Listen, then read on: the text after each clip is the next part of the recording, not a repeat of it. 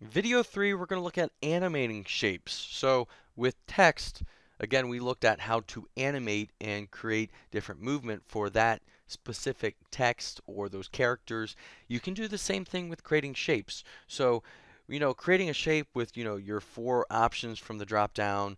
We've got, our rectangle, ellipse, the polystar, path we can even create, and we can add different, characters or character attributes to your shape. So fill, stroke, gradient fill, gradient stroke, and then you have even more from there. You're creating your 10 elements for your shape. So we can merge paths, we can offset paths. We've already looked at the pucker and bloat, repeat, the rounded corners, trim paths, and whatnot like that. So I think this one, I'm going to show you one that can be kind of cool. Well, let's look at two. We'll look at the rounded corners. So that's pretty basic.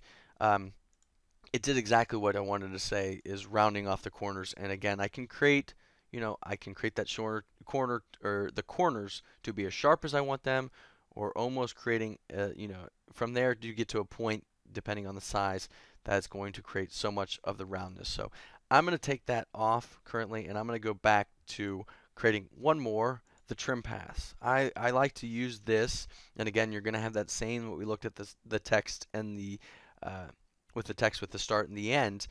We can go ahead and, as you notice, kind of draw things on. So again, looking from the start and the end, and again, it can be confusing figuring out where is the start when you're looking at the shapes.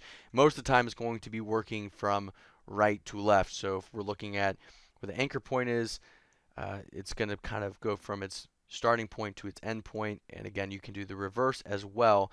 Now, because it's going to be doing the entire shape itself, sometimes it's might not work so well if you have the stroke on, or sorry, the fill on. So I'm actually going to do something. I'm going to turn off the fill just for a second so you can see kind of the path itself. So if I wanted to animate, so maybe I wanted to go 1 second in and say this is, let's go ahead and create the end, and we'll do it backwards this way. So when I come back to the beginning, I can say, okay, now we've created this path. So if I play through, it draws that path on. So you can kind of draw shapes on as well as what you're doing for text. And you can even, if you wanted to, have them kind of follow each other. So when I got to a certain point, maybe I kind of wanted to play around and have it get to, let's see, so it's kind of following each other. It's almost like a snake.